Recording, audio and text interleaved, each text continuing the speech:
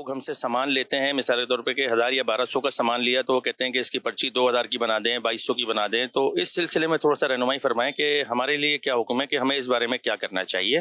Fake رسید لوگ بنواتے اس لیے کہ اس کو کلیم کرتے ہیں زیادہ.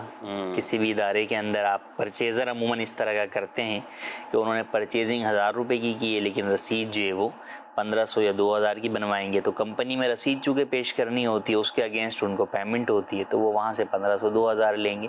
تو در حقیقت وہ آگے دھوکہ دے رہے ہیں، اور آپ اگر انہیں وہ رسید جو کہ غلط بنا کر دے رہے ہیں، جعلی رسید بنا کر دے رہے ہیں، تو دھوکے میں آپ بھی ان کے مددگار بن رہے ہیں، اور جائز یہ کام نہیں ہے. کہ اللہ پاک نے قرآن مجید میں واضح طور پر ارشاد فرمایا وَلَا تَعَاوَنُوا عَلَى الْإِثْمِ وَالْعُدْوَانِ، گناہ اور زیادتی کے کاموں پر ایک دوسرے کی مدد نہ کرو.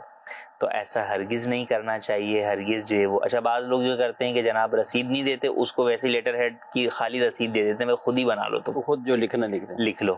تو ایسا کرنا بھی جائز نہیں ہے، یہ بھی گناہ پر مدد ہی ہے. جس کا جتنا بل ہے اسی کے مطابق رسید بنا کر دی جائے.